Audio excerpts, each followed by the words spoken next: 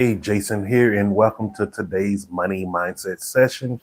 We will still be reading out of Ogmandino's The Greatest Salesman in the World. And today we're on scroll marked number 7. And if you was here for yesterday, it was telling you about how you need to be the master of your emotions. So I hope you took that exercise and actually did it. If you wasn't, to YouTube and watch the replay, and it will be up there for you. So today we're doing the scroll marked number 7. So now I know you may be like, oh, you're doing it outside. I don't have power today. I've not had power in 4 hours. So even when life is lifing, I had to master my emotions, get into the right vibration so I could do this. Because as you may know, if you're here on the continent, it is annoying when you do not have power, especially for a full day. But life must go on. And so today's, I'm going to read this one. Scroll mark 7 is very short. It's just 2 pages. So I'm just going to read the whole thing to you. I will laugh at the world. No living creature can laugh except man. Trees may bleed when they are wounded, and beasts in the field will cry in pain and hunger.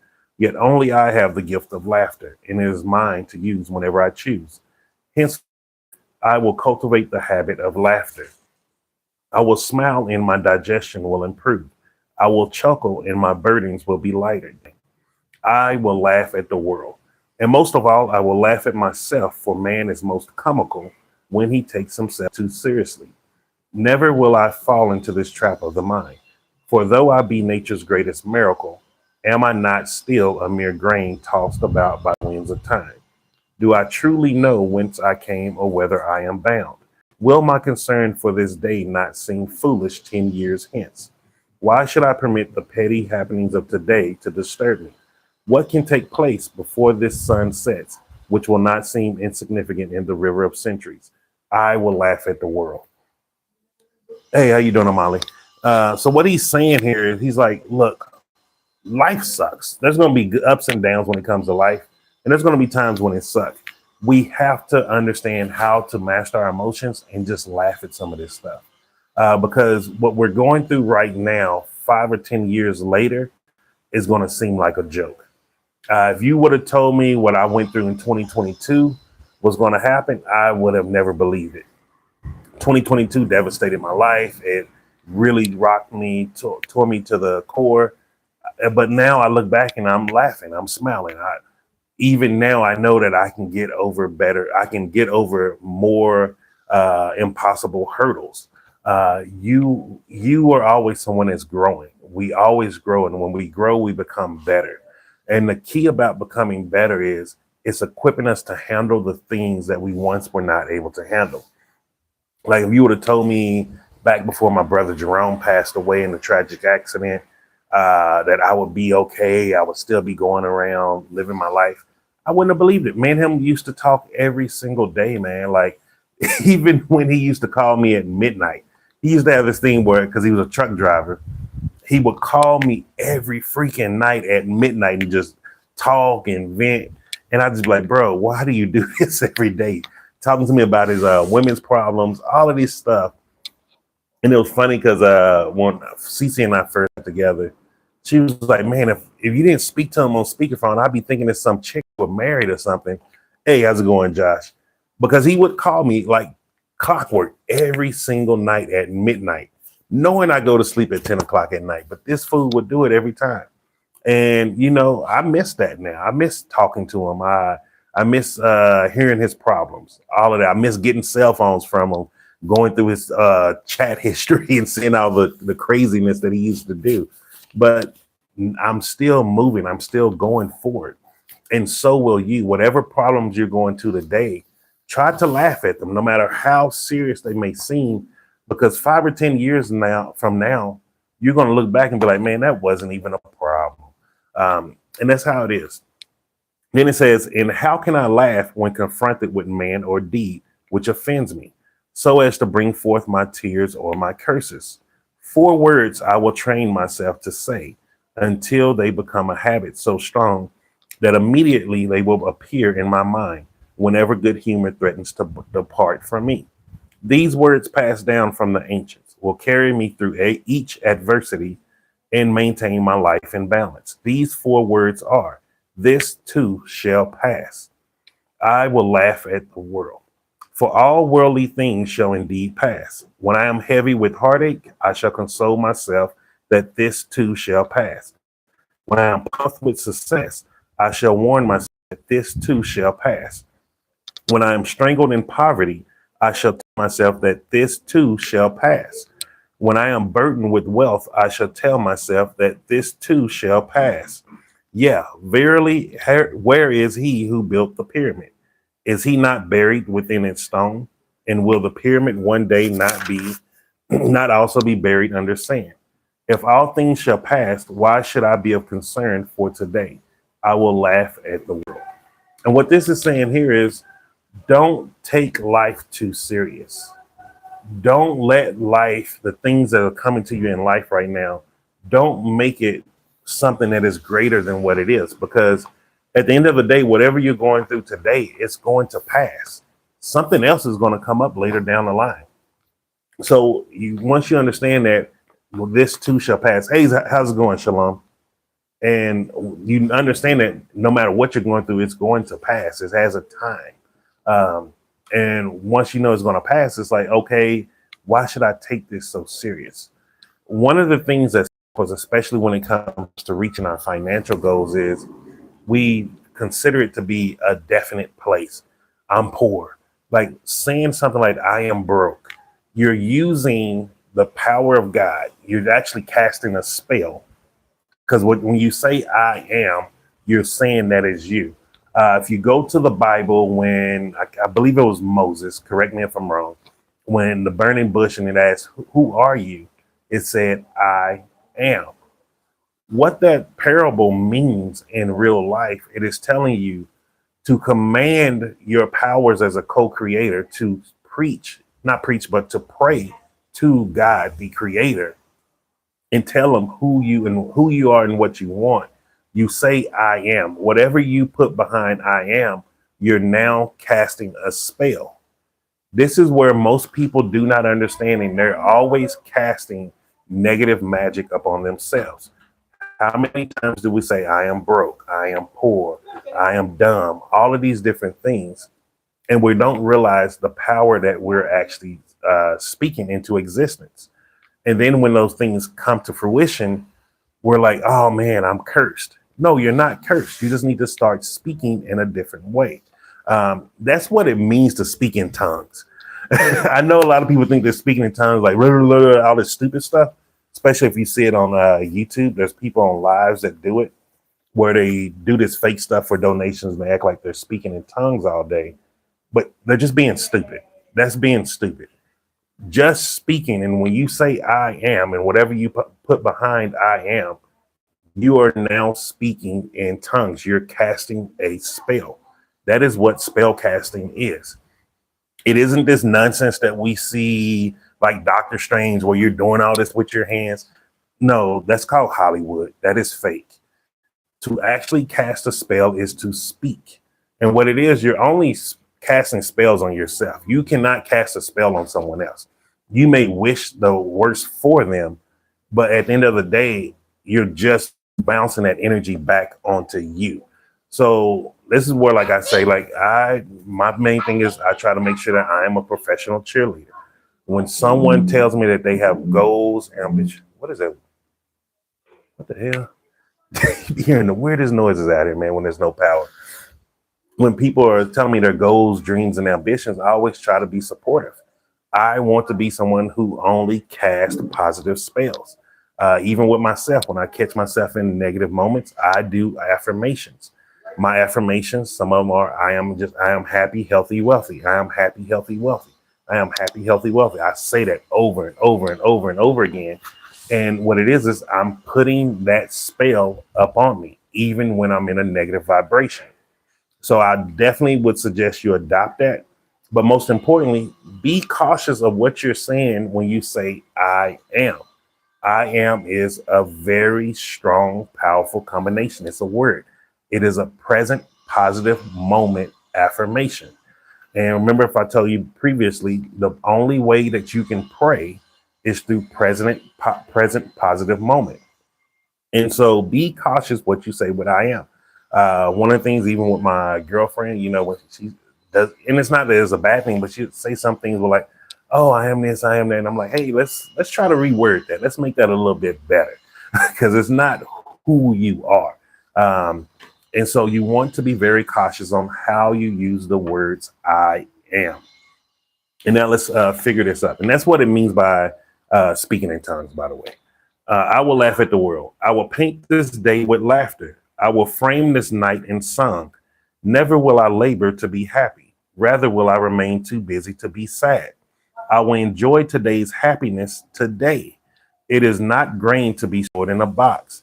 It is not wine to be saved in a jar. It cannot be saved for the morrow. It must. Oh, I'm sorry. I thought I had read the wrong page. It must be sown and reaped on the. Wow, come on. I can't talk right now. Hold on one second, TikTok. Let me put my do not disturb on. Okay, there we go. Sorry about that. What was I? It cannot be saved for the morrow. It must be sown and reaped on the same day. And this I will do henceforth. I will laugh at the world. And what it's saying there is about don't let today's happiness carry into tomorrow. When you wake up tomorrow, you are a different person. You're not the same person as you are today. You can't be living in the past. Stay in the present moment. Find your happiness for that day. Each day you wake up, find your happiness for that day. Find something to spark your imagination, your creativity, something to spark your emotion, something that's going to get you into a higher emotional frequency. If you keep banking on previous or past moments of happiness, you're setting yourself up for a huge decline. And what I mean by that decline is, have you ever had that roller coaster where you had the highs, then you have the lows, the highs, the lows, the highs, the lows? That is what happened when we're banking our happiness. What it's actually doing, you're staying in a past moment, and then you're looking for a future state. You're not in your present state. And what that means in another way is when you're not in your present state, you're not seeing the things that are actually coming around you and during that day. And sorry, I'm getting confused because it's a lot of distractions. I hate this is why I don't like filming outside. Hey, yeah, I'm back purely. I am back on here. I'm starting to get back into the digital marketing and everything. So I am back, and I'm back for good this time. And so when you not focused on the present, what's going on right now, you bypass some of the things that are actually happening for your advantage, some of the people you may come across, or just some of the things that may come across your path. So that is why you want to not just focus on yesterday's accomplishments, focus on what you want today also. It says, and with my laughter, all things will be reduced to their proper size. I will laugh at my failures, and they will vanish in clouds of new dreams. I will laugh at my successes, and they will shrink to their true value. I will laugh at evil, and it will die untasted. I will laugh at goodness, and it will thrive and abound. Each day will be triumphant only when my smiles bring forth smiles from others, and this I do in selfishness. For those on whom I frown are those who purchase not my goods. And this is true. Like, how many times have you been somewhere and you not been at a happy state, or you may have been angry, frustrated, something bad just happened? Every person that came around you while you were in that emotional frequency, they did not get the best version of you. So when you're not in your best emotional frequency and you're not happy, you're not moving yourself up the emotional range, you're actually throwing away, or what I like to call blocking your blessings. You never know who's coming into your life, and it's coming in because God, creator, whatever you want to call it. Oh no, it's okay, brother. It's okay. Don't worry about it. Because you didn't know that they were coming into your life for a reason. Sometimes your blessings, your prayers are being answered through a third party. But it's like our job to control our emotional state or frequency for when those people come into play.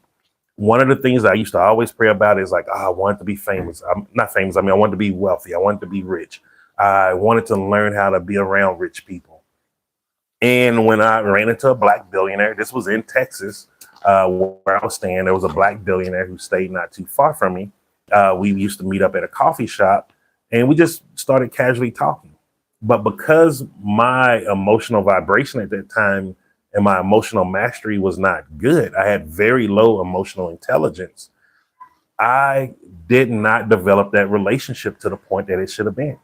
I did not develop that relationship to where who knows what I could have learned and built from him just by being in proximity of him. And so that was my fault. I could easily play victim and be like, oh, well, he was a jerk. He was just a rich guy who didn't want to help someone else out. That's not true at all. He very much wanted to help me out. He was trying to school me on things, teach me things. But because my emotional intelligence was so low at that time, I was not able to understand and grasp the information to my benefit. This is crazy seeing the difference in the pictures. Sorry. I don't like the picture quality over here today. The natural lighting isn't looking that good. But let me just read on and let me laugh and that shows you prime example. Right now, I'm not liking how I'm looking on camera, so let me laugh about it and just keep on moving instead of getting angry, being sad, and I end up counseling the live, and then it's like, I'm not doing you a service. And then it says, I will laugh at the world. Henceforth will I shed only tears of sweat. For those of sadness or remorse or frustration are of no value in the marketplace. Whilst each smile can be exchanged for gold, and each kind word spoken from my heart can build a castle. Never will I allow myself to become so important, so wise, so dignified, so powerful that I forget how to laugh at myself and my world. In this matter, I will always remain as a child, for only as a child am I given the ability to look up to others. And so long as I look up to another, I will never grow too long for my cot. I will laugh at the world. And this is why I say, like, children are our teachers. Children are the ones we should be learning from.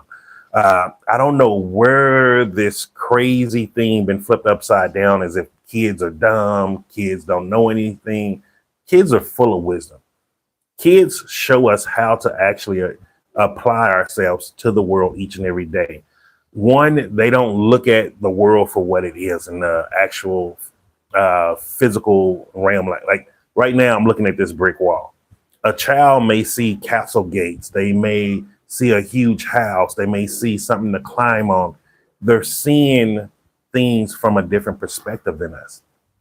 We as adults have been conditioned. Our minds have been conditioned to see things in a very black and white manner.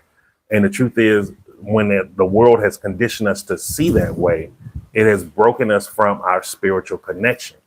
And because it broke us from our spiritual connection, we're not able to manifest our true dreams, goals, and desires. And this is why a lot of us stay broke. It's like how even here in Zambia, people be like, oh, why did you move here? It's horrible.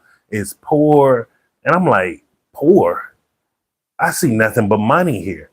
I'm seeing transactions every single day. I'm seeing millions, if not billions of dollars moving around every single day. And I just want my little cut. Like, I don't see poor here. I don't see poor or poverty in Africa and the continent as a whole. Every different country I go to around the continent, I just see more and more opportunities. But people who are living here will tell you the opposite. It's like the same way in the US, people be like, oh man, there's no opportunity. There's opportunities there. It just may cost a little more, but there are opportunities there. Like in the US, I used to do network marketing, but I guarantee you probably 9 people out of 10, if I go and show them, hey, I got a network marketing opportunity for you. Oh, it's a scam. Oh no, people don't make money that way. And it's like, that's not true. People who don't work the business don't make money, yes. But people make money doing network marketing. People create wealth doing network marketing. The only scam in life is when you don't apply or try to do anything. Most people are in their financial situations not because of lack of opportunities, it's lack of belief. And the things that they speak into existence by casting a spell on themselves of there's no opportunity, I can't do that, that don't work for me, that's a scam. All of those things, you're just speaking negativity into your life. It's not even true. So if you're going to speak anything in your life, you might as well only speak things that are going to benefit you. And I really, really suggest that you try to start changing that one part. Instead of speaking anything that's negative, just go ahead and go to the positive of it and say, you know what? Hell, I might as well give it a shot. And giving it a shot don't mean you have to try it. Just saying, you know what? There's a possibility that I could make money doing this. There's a possibility that I can do this, and see how things start to change for you. And now let's just finish up this paragraph. And so long as I can laugh, never will I be poor. This then is one of nature's greatest gifts, and I will waste it no more. Only with laughter and happiness can I truly become a success. Only with laughter and happiness can I enjoy the fruits of my labor. Were it not so, far better would it be to fail. For happiness is the wine that sharpens the taste of the meal. To enjoy success, I must have happiness, and laughter will be the maiden who serves me.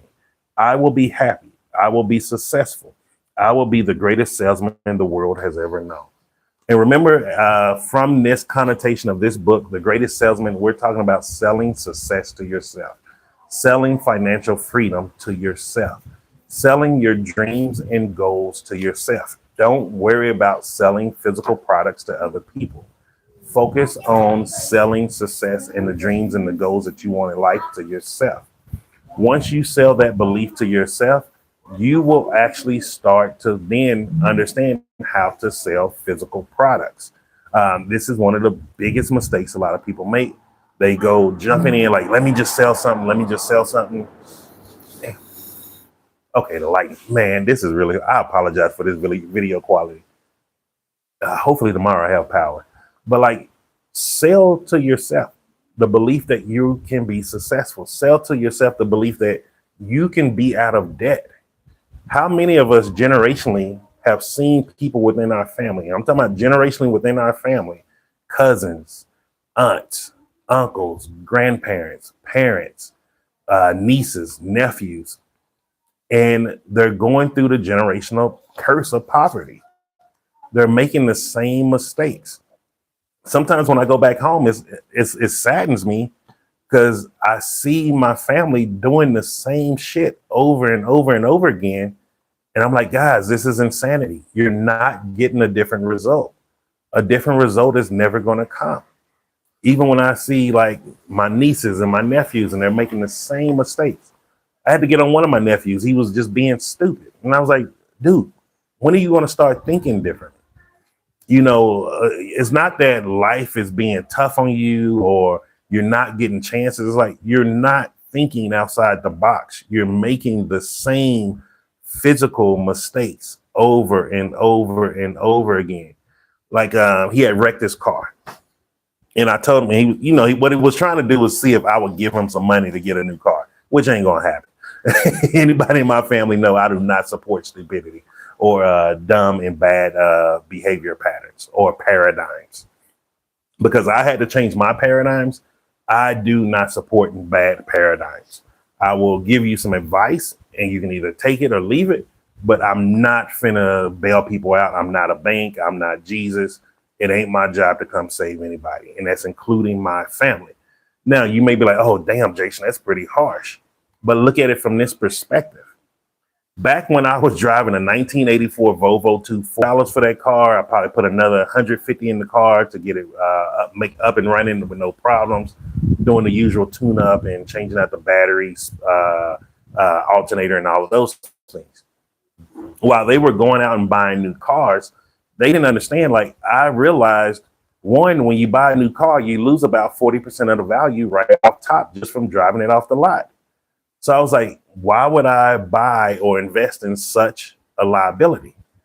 Buying a car for $300 USD up to $1,000 was how I used to buy all my cars. Because I'm like, it's just an asset. As long as the car lasts more than 2 years, I am now in the black. That car has given me more than I paid into it. And so that was my motto, even to this day. Like, my motto is very cut and black. Like, I don't believe in wasting a bunch of money, especially on a vehicle. Because most people, when they purchase vehicles, they don't realize they're purchasing a liability. And so I told my nephew, I was like, how about you go find a beater car, something with $1,000 or less, get it, put a little bit of money fixing up in it. It's just your A to B car. You're not going on dates. You're not out here flexing. You ain't out here meeting up with your homies. You take your ass to work and you take your ass back home. I was like, at the end of the day, you got 2 kids. You don't need to be out here in the streets anyway. Oh, no, Unc, I got a reputation now, Unc. So I told him, I was like, you just want to be poor. Just admit it. I was like, just go ahead and tell yourself you're happy being poor and keep making poor decisions. And he got upset because he didn't want to hear that. But we have to start being honest, not only with ourselves, but with the people around us. If you want to actually have financial freedom, you can't be sitting here investing in poor decisions, in poor people. And a lot of people get mad when I say that people comment, but poor people is a decision. People who make those decisions, they continue to make those decisions. It's not that they're destined to be poor. It is a decision. How many people are out here, they rather, instead of setting money aside to set up a business or something like that, but they're walking around with an iPhone? How many people, instead of setting money aside to invest in maybe their education, in something that's going to help them grow, but they're out here clubbing and drinking? How many people are not investing in land, in something that they can pass down to their children, but yet they're out here investing, chasing in women? They're investing in buying name brand clothes. What the hell is a name brand clothes? Like, here's a catch with name brand clothes that most people don't get. Once you go to Southeast Asia, you realize all that shit fake. Everything's fake. When I was in South Korea, everything was fake. The same stores where I saw the factories that's selling the $100 jeans, right next door, I was buying them for $20. It's all the same stuff. Here in Zambia, like my brother Maurice, he had knockoff Jordans. They were 250 kwacha. I think that's maybe $10.75. And he got them for me. And you know how grateful I am for that? But what is the difference between $10.75 pair of Jordans and a $300 Jordans? What is the difference? It's all made from the same people. So it's all fake. You might as well look at it from that perspective. It's all fake. And we have to stop making these poor decisions. This is why financial literacy is important. Once you start understanding the poor decisions you're making in your life on a daily basis that are compounding, you will no longer be poor. And it doesn't mean that you're going to become rich, but it means you're not going to be poor. No longer being poor means you do not make the same horrible financial decisions. That is one of the things. I am not rich yet. Give me about 3 to 5 more years and you will see me rich. Once I get rich, I will let everybody know that I am going to probably go buy an Aston Martin or something like that. I'm going to buy a really nice, expensive car. And that's going to be a present to myself for my hard work and my dedication to myself. When you get to your level of rich, you should have something that you want to get for yourself. It should be something to celebrate yourself. And that's all it is. Do you think after 5 years, when I have that Aston Martin, I'm going to still look at it the same? No, I'm not. I'm not going to lie to you. And you shouldn't be looking at the things that you celebrate for yourself the same also. But what the exercise for today is, one, figure out what is one poor decision choice that you are making. Be honest with yourself. You can lie to me. You can lie to your wife, your kids, your parents, your entire family. Don't lie to yourself. Figure out one poor decision choice that you're making. After you figure out that poor decision choice that you're making, how can you stop making it? Make a promise to yourself to change. Like, you have to change your life. You're never going to earn enough money with the job. Even that dream job you think is going to be the one that gets you out of debt, it's going to change your life. It's not. It's not. I'm telling you, I used to always have the dream of, oh man, once I reach 100,000 US dollars a year, my life is going to be better. Things are going to change. When I looked up and finally did my budget, I was making well over 100,000 US dollars a year. And guess what? My life wasn't better. It wasn't changing. I make way less money now a year, and my life is amazing. I live a great life. I don't have any stress as far as bills and things of that nature. I don't have to worry about, can I eat today? Like when it was the first, I paid all my bills for the month, and I'm just sitting, chilling, just doing whatever I want to do for the rest of the month. Another catch is once you start realizing the poor decision habits that you're making on a consistent basis, you start realizing what really gives you that vigor in life, what really excites you. Like tonight, you know what I'm gonna do? I'm gonna get on my Xbox and I'm gonna play one of my games. I'm either play GTA 5 or I'm gonna play Phoenix Point, which is a turn-based military game fighting aliens. That brings me happiness. I'm not doing anything else. I have the money to go to the club if I want to.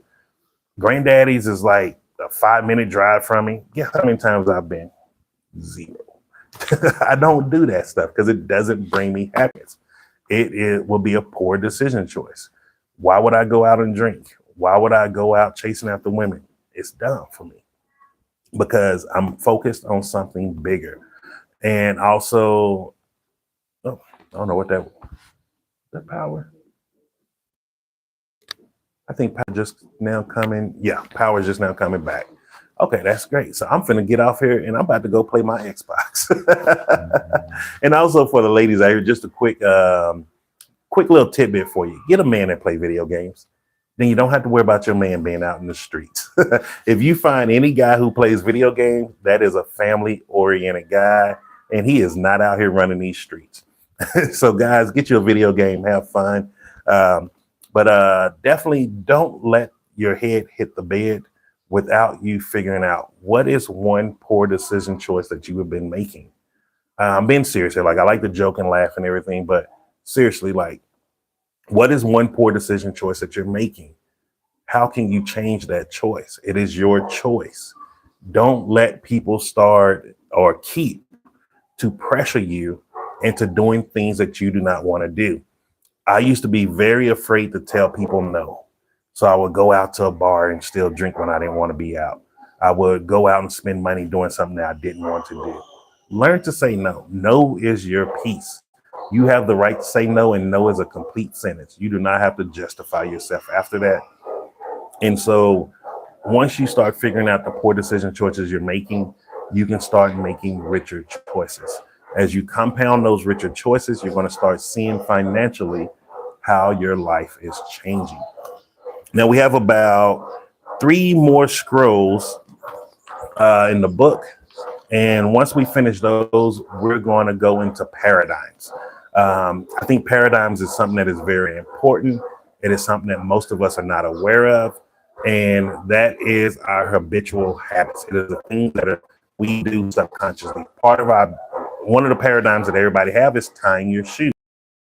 If you know how to drive, you have a paradigm on how to drive. Just to give you an example of it before I hop off, like I had to build a new paradigm of driving on the opposite side of the vehicle. You know, growing up driving on the left side, I don't even know how to say it, but growing up driving on the American side of the road, and now being here where we drive on the opposite side, what I consider opposite side of the road, I had to build a new paradigm on how to drive.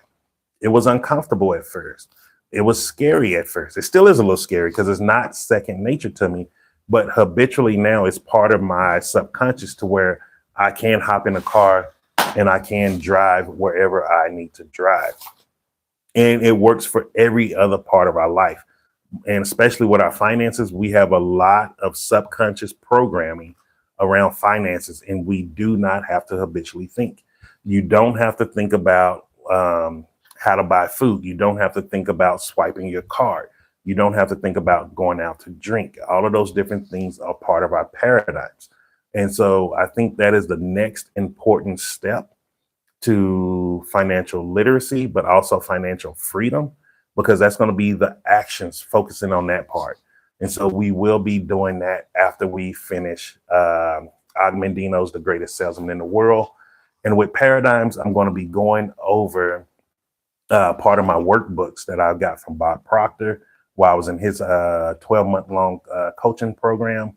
So I'm going to go over that with you. And if you actually want to be able to have a copy, I'm gonna put together a little digital print that's explaining a lot of it to where you can go along with it also. So that is it for the day. I appreciate you for hopping on. Make sure you do these the exercises. The exercises are just not to talk to you; it is actually to start getting you into action. And action is the thing that is going to start changing us and getting us closer to our goals and desires.